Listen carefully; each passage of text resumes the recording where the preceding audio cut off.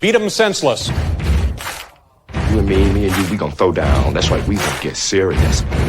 You can run, but you can't hide. It's time for the Fuller Broadcast with your host, Jeff Fuller. What's up, everybody? Welcome to the Fuller Broadcast Podcast. I'm here live where we talk a lot about combat sports around the world. We talk with UFC, BKFC fighters, Bellator, PFL, you name it. We talk about fighters, about their past fights, their careers, their upcoming fights, where they train at. It's a show that we always want to get to know who the fighters are and how they got there and stuff. So with further ado, I'm going to bring on bare knuckle fighter, Bear Hill. Thanks for having me, boss. Hey, what's up? How you doing, sir? Good, sir. Good, sir. How are you doing? I'm doing good. For one, I'd like to thank you for coming on our show today, and so we get to know you more. Thank you for having me. All right, so let's start off. Everybody, where you're from and where you fight out of, and how you got there. So I'm from Ardmore, Alabama. I'm from Ardmore, Alabama. I fought out of Rocket City MMA. I've been training there going on 4.5 years now. So what you do before you got into bare knuckle? I was training more or less just for mixed martial arts and MMA. I've been fighting in MMA since 2009, and I went for pro in 2023. That's good. So before we talk about your upcoming fight coming February 7th, give us the detail of where you fight out of and, who's your coach? So I'm fighting out of Rocket City MMA. Jason Sanderson is my coach. He's also the owner of CFC. It's another fight organization we have here in Alabama. And Jason, he's the way I can describe Jason is his spirit animal is of a crackhead almost, but he's sober as a judge. That's just his type of energy, and it works well with me as a fighter because he knows how to handle me. That's good. What on your first fight that you got with BKFC? How did that play out for you? Did you get the win or the loss? Did you enjoy the first fight coming into BKFC? My first fight with BKFC was against Chino Bloom. I was a little nervous going to the fight. My first time doing bare knuckle ever. I eventually got the win by doctor stoppage, but I knew that BKFC bare knuckle boxing was my sport. Whenever I first got cut open, and I see my own blood, and I got excited about it. When I see my own blood, I started fighting a little harder. There's something about just that raw kind of physicality in the sports. There's nothing like it. So I want to ask you, before I ask you any more questions, so the beard you got, does that beard protect you a lot when you're getting punched in the face? I don't. So people say it does. I really don't think it does anything for it, really. I wish I could grow a beard like that, man. I only got was really thin. Yeah, I got a buddy I work with who's got a beard just like yours. It goes all the way down below his, like, in the middle of his chest. I'm sitting there like, man, I wish I had one like that. So how do you train to get ready for your upcoming fights? During fight camp, I train in the gym probably about 3 or 4 days a week, depending on what my schedule is.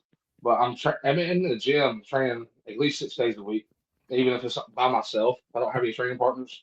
I'm 6 days a week grinding, even if it's on my own.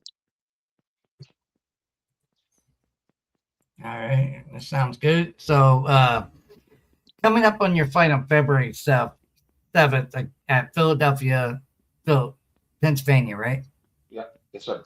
All right, against Patrick Brady. How you feel like you're both 2-0? How you feel like this competition is compared to the other two fights you had? Honestly, I think this is probably going to be the hardest fight in my entire career. Between the amateurs and pros, I've only had 2 BKFC fights. But between every fight I've ever had, Patrick Brady is probably going to be the toughest guy I've ever faced, in my opinion. So do you? Because I've watched Patrick Brady fight this last fight. it was pretty good fight. But I've seeing you fight comparison is do you feel like your height is going to play a different role into that, or is it going to be the power that either one of you have? So I think I got him on power. He's definitely got me on speed. It's one of those things we have to see where it matches up. I definitely don't think it's going to be a first round fight. I think it's going to go in later rounds, probably the fourth or fifth, before one of us actually finally go down. Um, I can't really say who's going to win it. I have confidence I'm going to win the fight, but you never know. It's a fight game. Because Patrick Brady, he's a specimen in the ring and he's really good. I consider myself a really good opponent as well. So it's one of those things like you just got to watch it to see, but it will be a brawl. I know that.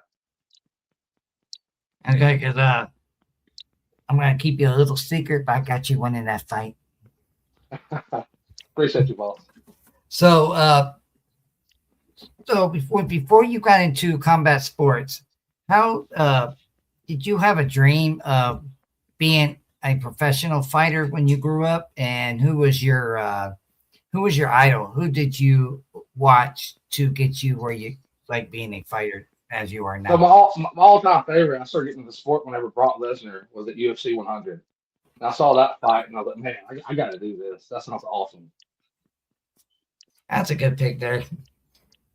So during your training, your process when you're getting ready for fights, sometimes you have short notices, sometimes you have 3 months to get ready for your fight. So what compared to having short notice, have you ever had a short notice fight and go in there and win the fight? Yeah, back whenever I haven't had a short notice since I've been professional, but back when I was an amateur, I would be prepared to fight on a week's notice. I'd have promoters call me all the time, like, "Hey, we had somebody back out. Can you fill the spot?" And I've been amateurs, of course I would. Like I'm trying to gain as much experience as I can. Take any fight you can get. So with the training you got doing, so what kind of cardio you have going on with the training so you could be able to last more rounds that usually some fighters don't last very long with the cardio, so they get tired out so fast. So what do you do to keep yourself composed to last longer in a fight, which I know in bare knuckle, you don't want to last, you want to knock that person out. I do a lot of circuit training that kind of mimics fighting styles. I do a lot of sprints. I do a little bit of static cardio, but it's not my forte. But a lot of sprints and just a lot of circuit training to try to mimic those bursts that you're going to have in BKFC. So do you have, in your training process, do you have different bare knuckle fighters you train with, or do you just like training alone with your coaches? It's training alone with my coaches or training by myself. There's only 3 bare knuckle boxers in Alabama, and I don't live near any. I don't live near any of them, so it's kind of like out here by myself with that. So how much cardio do you do running wise? Do you run like 5-10 miles? I walk around 310 pounds, so I kind of don't do jogs. I'll get on an elliptical or something like that and kind of simulate it. But I'm just so heavy, man. That's so bad for my knees and hips. But sprints, I'll do 10 to 20, 40-yard dashes with only 30 seconds rest in between. And as a 300-pound guy, I can still run like a 5'1". It's not crazy impressive, but I think for my size, it's pretty good. So as you growing up, you said Brock Lesnar was your favorite fighter, right? Yes, sir. All right, hang on for a second. I'm gonna bring my co-host here. So there he is, right there. So how did he idolize you? Like, what made you think of him as your favorite fighter, and did it get you where you wanted to be now? In a way, it did. Just watching him fight, the raw intensity that he was bringing to the ring, just kind of made me fall in love with the sport. And I started training at a local gym after that. And I learned that, fighting in general, it's a hard sport, and you got to be kind of tough as nails to get in there. But it kind of he helped me be able to push, just kind of seeing that goal of where you can be, especially as a bigger guy. That sounds good. So right now, my co-host Zachary here, he might have a few questions for you, so we'll bring him on here right now. Yes, sir. I apologize for any inconvenience with me being late, guys. Oh, you're all good, boss man.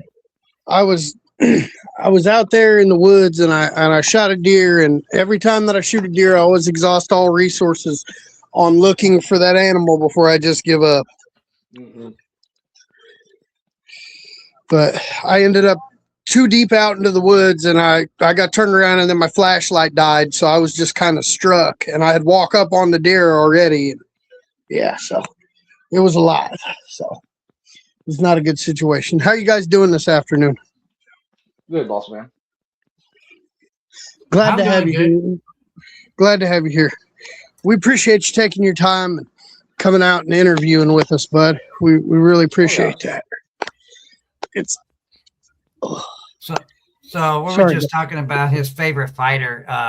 He likes Brock Lesnar. yeah. So we were just talking a Is little it bit about because that. of his wrestling based style, or is it because he's a fucking Viking warrior? Pretty much, yeah. I started watching him when I was like 15, and just seeing that, I was just like, oh, I was kind of struck by it.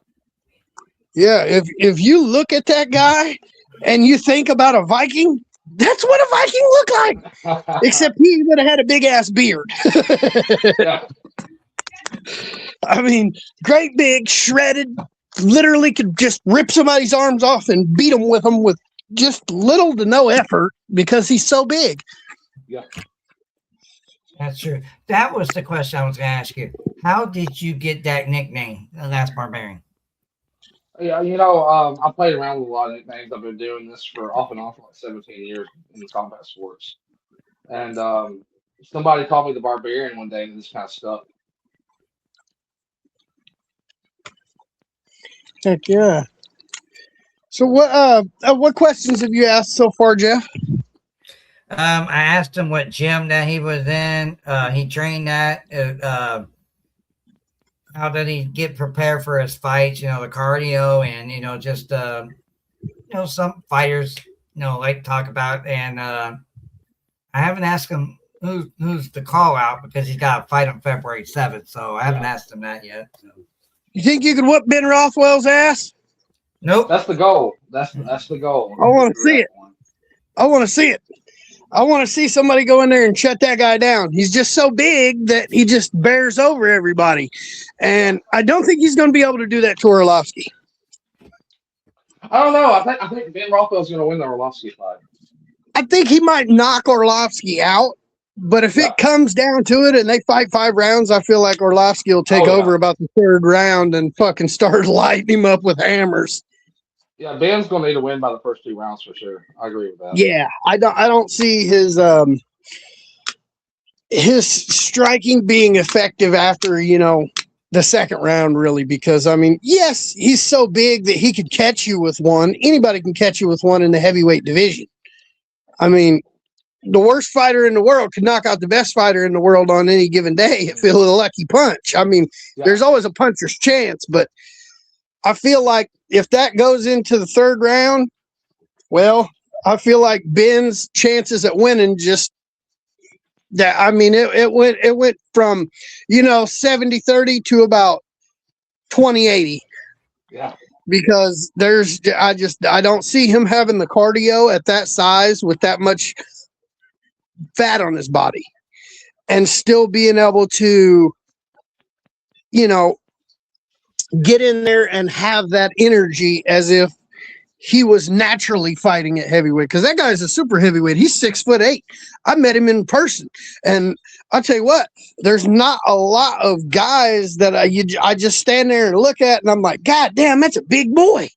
But he's one of those guys that you just stand there and you look at him and you're like, that some bitch is huge. I met him when he cornered James Boknovic down in St. Louis, and Ben was not in a training camp at that time. It was right after he got released from the UFC, and he was huge. He was like almost 400 pounds at that time. Oh, wow, yeah. Holy shit, bro. When I tell you that guy stood there and he was, look, whenever you looked at that guy, you couldn't see the 2 people that was behind him. Oh, when he was 400 pounds, yeah.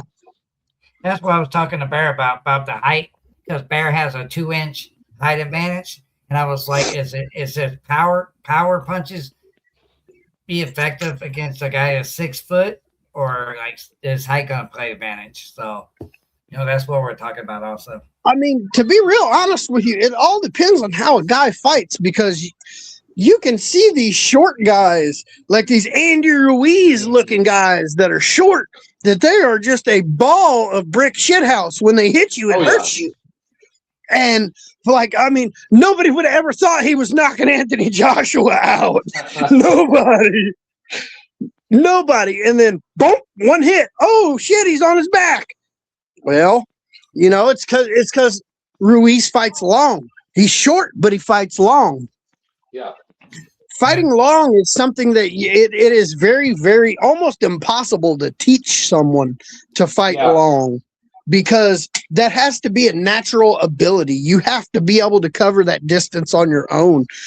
Coming from a fighter's perspective, it is something that, I've fought guys that are 6'3" at 170 pounds and still was able to get the job done and still touch those people repetitively, because I fight long. I don't fight short. I'm only 5'10". And when you're 6'3", 6'4", there's no reason you can't just go back like that. And then I just missed with a big old miss. But whenever you fight long, you cover that extra 6 inches of distance, 8 inches of distance, and that's a lot in a fist fight. Right. 6 inches of difference is the difference between getting punched here and getting punched through the back of your skull. Yeah. So, I know from personal experience what you can do with an extra 6 inches of punch room. And somebody your size that fights long with 6 inches extra of punch room, that really, really does some devastation. Yeah. So what is your training routine like? What is, if you're getting ready to, go out and like what you've got going on now, what is your daily routine? What are we looking at as far as your 24-hour schedule? What do we got practice wise? So the first thing I do in the morning is I stretch for an hour. Then I go on just a kind of a walk, just to kind of get my day going. Then after that, I'll kind of hit some a little bit of bike cardio with like a row machine. And after that, I hit 2 hours of training at my gym. Then if I have time left after that, around 10 o'clock or so, I'm going to go do some sprints. Definitely. It sounds like you work your cardio a lot for a big fella. Oh, yeah. That's what you need. Like we've seen in many, many, many fights before, a guy might be real strong and real tough for 7 or 8 punches, and then he starts sucking wind. Cardio is a great factor in all the fights. You got to have cardio. I've seen so many fighters lose because they get gassed by the second round. Yes, they'll lose because they have zero cardio. They'll go out there and then just like what happened the other night on BKFC. I can't remember the kid's name. He was out there whooping dude's ass and then just stopped. Just stopped, flat out stopped, ran out of energy, and then just got beat up. Matter of fact, it was Ross Hilton. The guy was, Ross dropped him one time, but he dropped Ross like 3 or 4 times, man. And he got back up, and the only reason that Ross was able to win that match is because he swarmed on him after he got the guy hurt, because he had that cardio. You know what I mean? The other guy didn't. The other guy didn't have no cardio. You could tell after the second round that his punches were starting to lose the zip, and he was not hitting as frequently. Mm-hmm. So, the cardio is real killer, especially in bare knuckle when you're just going out there and you're putting everything behind every single punch, Yeah. Hold on one second here. I'm going to transfer over to my computer now because I'm in the house. All right. Give me just one moment, guys. So, if you were to have a future fight, I know you got one on February 7th, but what fighter or who fighter, don't matter, it could be like UFC, BKFC, who would you want to call out?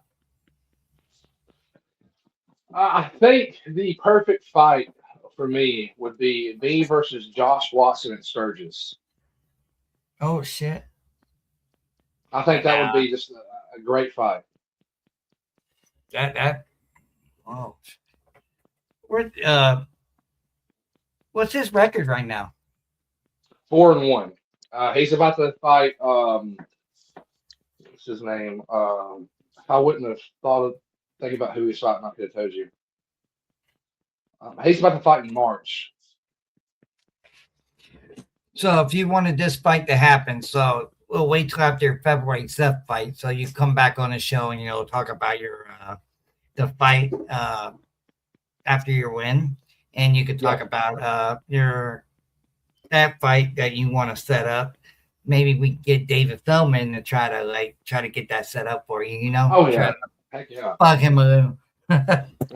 So why did you call him out? Is there you have something against him, or you just feel like that's probably one of the best fights that you feel like should happen? I think it's one of the best fights on paper.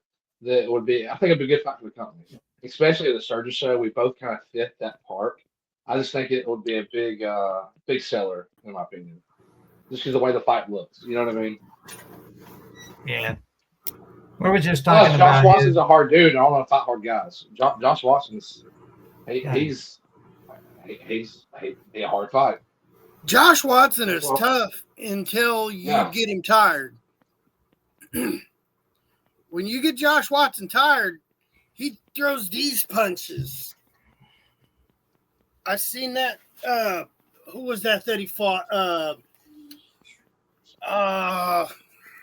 I want to say it was Arnold Adams for some reason. I want to say it was Arnold Adams that he fought. Was it Arnold Adams? I think it was. Let me look it up. I think that it was Arnold Adams, and he just got absolutely busted up because he was throwing these. Because after that first or second round, he just lost all wind, it seemed like. But he was taking a hell of a beating, dude. I mean, just tough as nails. Yeah. Super tough guy.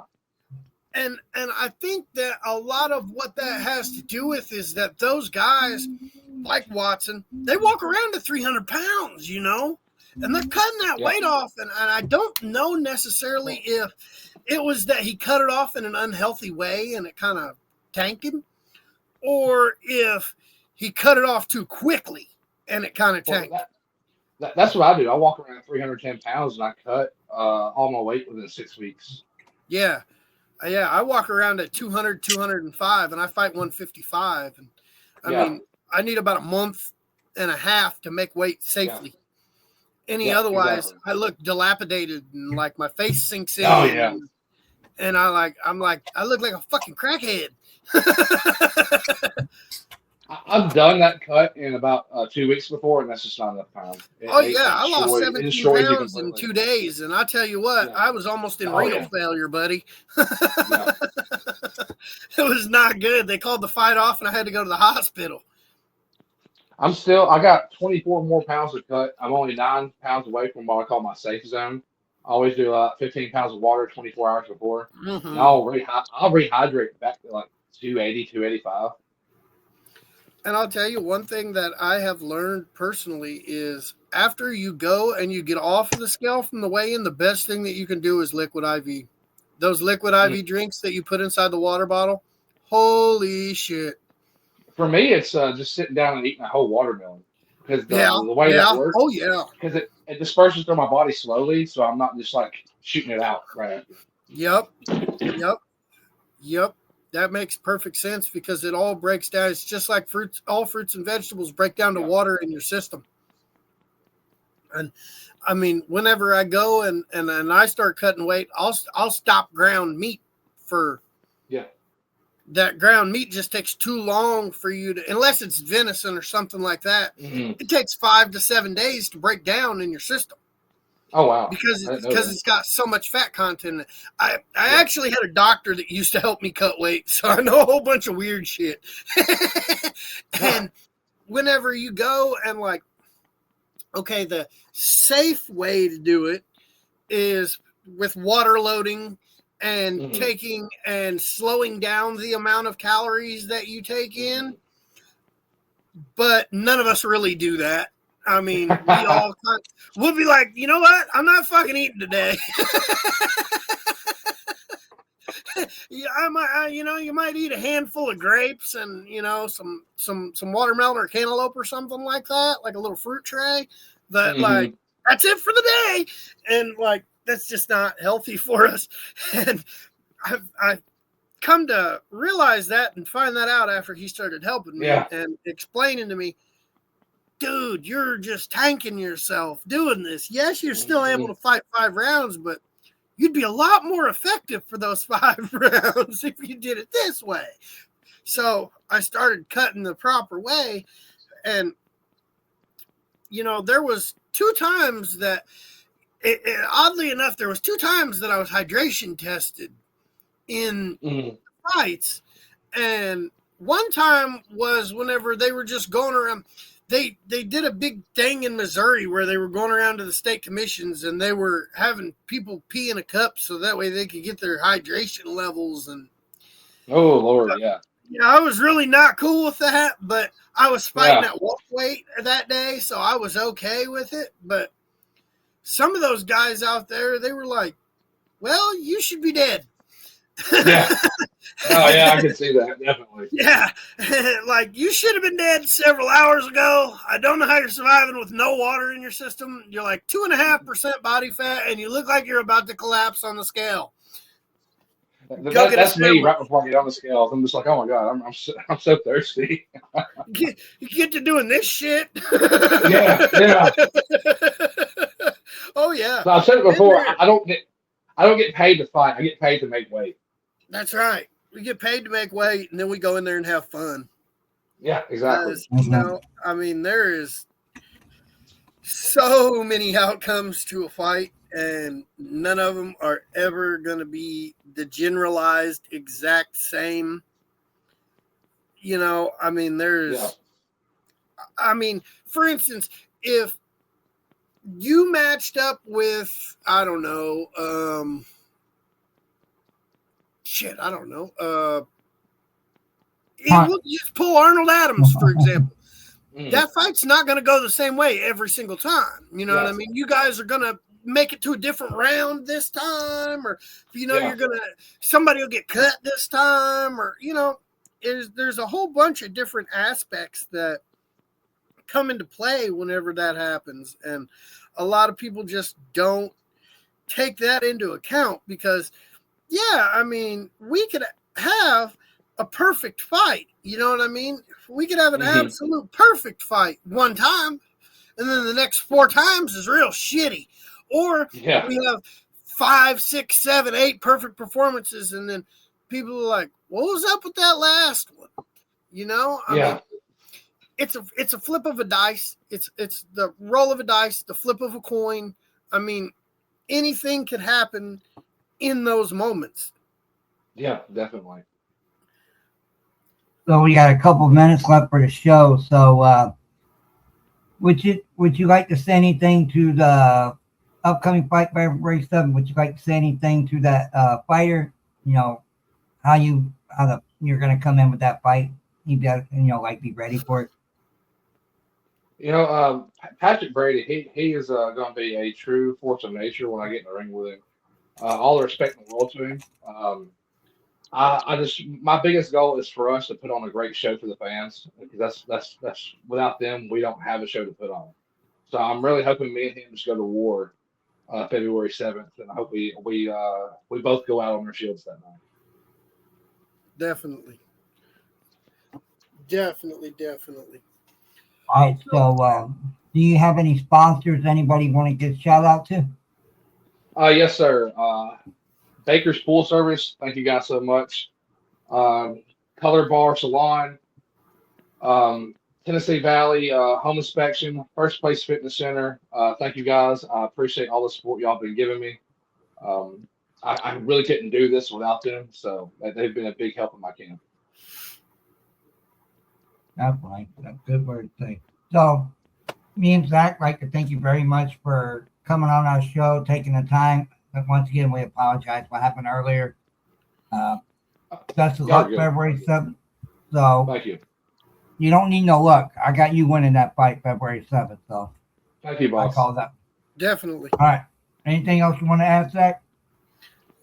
Well, I was going to ask you here, if you could pick one fight that you could have, you could set it up 10 months from now, 12 months from now, whatever. If you could call out one individual, who are you calling out? He asked me that earlier. It's Josh Watson at Sturgis. Josh Watson? Okay. Yes, sir. That'd be a hell of a fight. No, it'd be a good fight. That'd be a hell of a fight. I feel like you'd out cardio Josh though, and swarm him about the mid second or third round. Because like I said, he's got some knockout power though, man. If he hits you, you're gonna know it. He does. You're gonna know it. He does. Yeah. He does. And I'll tell you what, if you notice, it's really the guys with the big ass backs that hit hard as fuck. I climb trees for a living, so I don't look like a 155-pound guy from the backside. Yeah. I look like I'm about $185 and kind of from the backside. And, well, that's because I walk around at like 200 pounds. But when I cut weight off and I do it the proper way, I still look beefy, still strong, and still able to go. You know, I mean, it's just one of those things that, like, there's always, no matter what, even if you're John Jones, there's room for improvement. Yeah. There's always room for improvement. I mean, Hoist Gracie still learns to this day, and he was at one point considered the baddest motherfucker out there. Yeah. I mean, that's, you know, it's a cycle. It is a vicious cycle, actually, because those new guys come in and they know this and this and this and this and this and this and this. And then you see us right here where we're at this level where we've been for a while and we're just slowly ramping up, keep going with those guys. We're learning new shit from people who we would be teaching if they came to our gym, you know. That's one of the things I do all the time. I'll like watch other people's fights and I'll rewatch my videos just to kind of see what I could have done better right there in that moment or what I could do to try to improve my techniques that I have. Right. That makes total sense because, I mean, especially if you're watching film from your opponent, from your upcoming opponent, you could be like, all right, whenever he goes to throw that overhand, he always steps back on that foot and then plants. Well, you know, when you see him step back and start to plant, just shimmy to the side, hit him in the gut, you know? And I mean, I see a lot of them guys do that. And a lot of these guys do this roll shit like this. I really don't like that because that's, and that's what happens to a lot of those guys. You see them get hit in the chin and they go, and they're stretched out looking up because they wanted this, not fucking boxing. That glove they're pawing you with in boxing is just only slapping you. Now, when they hit you with that knuckle right here and it just goes tear, and you're like, oh, shit, he barely even touched you. I mean, it's an anything can happen sport, and that's why people love bare knuckle boxing. You see professional boxers go out there and get beat by guys who fucking couldn't throw a combination on a set of pads. And that's the honest to God's truth. You see some of these guys who look like they've never trained a day in their life, but they're meaner than fuck because they're from the streets. Well, that's one thing about it, and that's a lot of boxers that come over to bare knuckle. What works in boxing is not going to work in bare knuckle. You don't. It's a completely different sport. Go ahead and block like that. Go ahead and block like that because they're going to fucking punch you in the hand, and it's going to break the top part of your hand, and you're not throwing that hand no more. Well, my last opponent, he was trying to block like that all the time. The only thing I have to do is not turn my fist over no more and just go straight through. And one thing I like to do personally is if I know you're coming for my nose, I'm blocking like that, and I'm blocking with the point of my elbow, and when you punch the point of my elbow, it's going to really hurt. It's going to really hurt, and I've noticed a lot of the bare knuckle guys try to block with their elbows and not their hands. that like the guys that have 5-6 fights in there, they're in there Yeah. blocking like this effectively. They're not out there trying to do this shit, because when you get to swatting, well, I mean, we seen what happened whenever Merab Dvalishvili fought Peter Yan. He said, and he elbowed dude right in the hand, and he never threw that punch again. He never threw that punch again. I guarantee it broke his hand through the glove and all. But we appreciate you taking your time and coming out here and spending, a little bit of time with us and sharing your story and everything. We would love to have you back on as soon as you get done with that. Win, lose, or draw, we'd love to hear you come back and tell your story about how it went, man. Heck yeah. Yes, Y'all have a good night. Thank you for having me on. Yes, sir. We appreciate you. Appreciate you, man. So, guys, you heard it from Bear Hill. He's talking about his future fight coming up February 7th, and the call out that he's already said after that fight he wants to fight Boston. So be ready. Philadelphia, Pennsylvania, February 7th. Stay tuned and watch that fight and watch Bear Hill take it in the first round, baby. That's right. That's all right.